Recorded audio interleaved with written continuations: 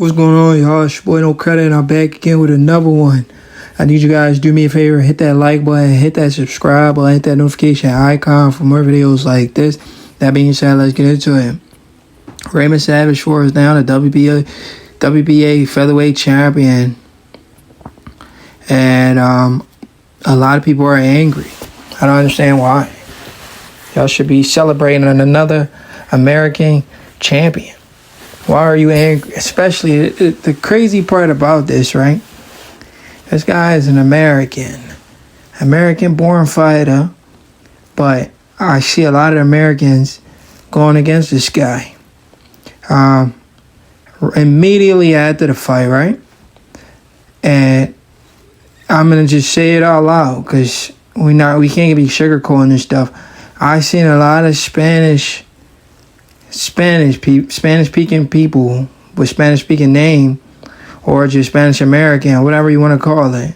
So we should say, to be honest, they're probably Spanish American. That's the crazy part. You're an American. You're American first because majority of the Spanish Americans was born in America. So you're an American first, and an American fights a foreigner. And boxing, we all know boxing is a tribal sport, and people like to side with their countrymen. You understand what I'm saying? But only in America we see when a black fighter goes and he fights a foreigner, we see a lot of other races rooting for the foreigner. It makes absolutely no sense. I'm watching this fight confused. Like, why are you people rooting for this guy? This guy's not American. You cannot relate to him. The only thing you see is color in a fight like this. You see this guy because he's white, and you see Raymond Ford, he's black. So that's the only reason why you would be rooting for the other guy. Because first of all, this guy Otabek Kholmotov is relatively unknown, meaning like a lot of people don't even know this guy like that. You understand? That was really his first big fight, his coming out party. If he was gonna be able to get past Raymond Ford, then people was gonna be. So I was so confused. Where did he get all of these new fans from? It's not that he got new fans. It's just that people wanted to see the black man lose again. And that's the crazy part. And a lot of these people are Americans. You know, so like I was saying, a lot of the Spanish Americans after the fight was in the comment section on top ranked videos saying, man, they stopped the fight too soon. They should allow the fight to continue. Even reporters were saying the same shit. We got racist reporter like Ellie Setback doing videos saying, man, they stopped the fight too soon. All Otabek had to do, this dude said, all Otabek had to do was take a knee. He would have won the fight. It's like Ellie Setback was mad that Ray Ford won the fight. These reporters are ridiculous. Ridiculous, bro. And the fans are even more ridiculous. I mean, it's just crazy. We live in 2024, and it seems like racism is not going nowhere. It's still here. I mean, like I said, you cannot say, "Oh, I'm only rooting for Otabek because I like him," and you don't even know who he is. This is a foreigner fighter. We haven't really seen enough of him for you to even know him or like him or even root for him. When you see an American fighting a foreigner, you root for the American. If you're an American, where is your patriotism at? You understand what I'm saying? It made no sense. But anyway, I'm going to leave that alone for now. I just wanted to bring that up for a second and just bring people back to reality that the world that we live in is still messed up and racism still exists in the world.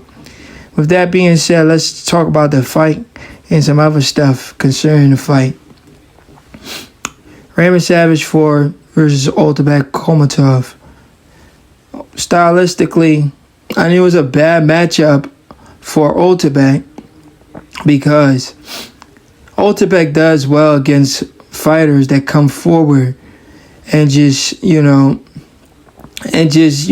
trade with him, because he's a smart boxer and he throws very good combinations and he has very good footwork. So he's going to do well against a pressure fighter. He's going to break them down and eventually stop them.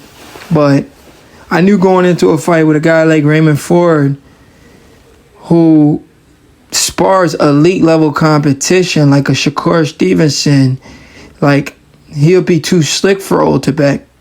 I mean, Otabek will get to him, but not as much as he gets to everybody else. So, I mean, it was an automatic pick-em fight for me. I just didn't put money on it because, I don't know, I just didn't think the odds was too... I wish Ray Ford was an even bigger underdog. Then I would have put some more money. I would have put some money on him, but I didn't put no money on it. I'm not going to lie. All right, to be honest, I'm going to tell y'all this. The reason why I didn't put no money on it. I honestly believe Ray was going to win the fight, right? But I didn't put no money on it because he was fighting on a top-ranked card, and I felt the fight was definitely going 12 rounds. And if the fight went 12 rounds, I didn't think they was going to give it to Ray. I just thought they was going to give it to Kholmotov, but I was rooting for Ray to get the decision, so I said, I see Ray winning the fight, but if he doesn't win the fight, like I stated in my previous video, it will be by robbery because overall, he's the better fighter all around. I mean, Ray went in there and did what he had to do.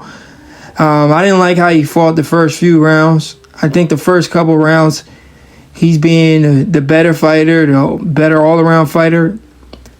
He should have moved a little bit. He didn't have to stand right in the pocket with Otabek. I know he wanted to get Otabek respect, and kill the narrative that black fighters like to run, which makes no sense. That in boxing, where the freak are you running to? And the ironic part about that is, I'm going to get to that, was how the fight ended.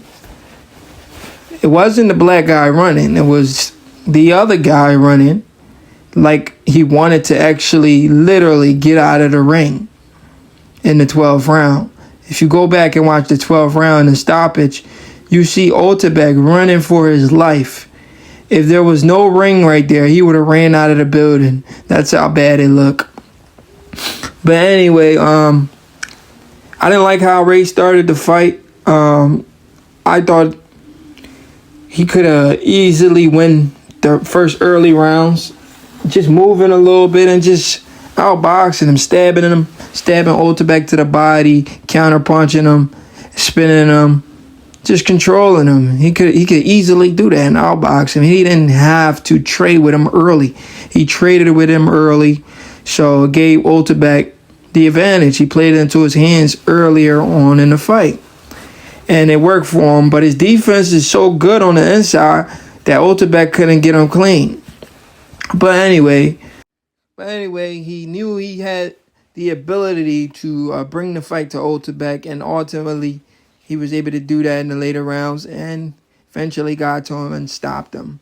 And like I said before, Otabek was running for his life. If the ring wasn't there, he would have ran out of the ring, but he got saved by the referee, and fans want to say it was an early stoppage. You fans should stop watching boxing. You don't know shit about boxing. Stop watching the sport of boxing.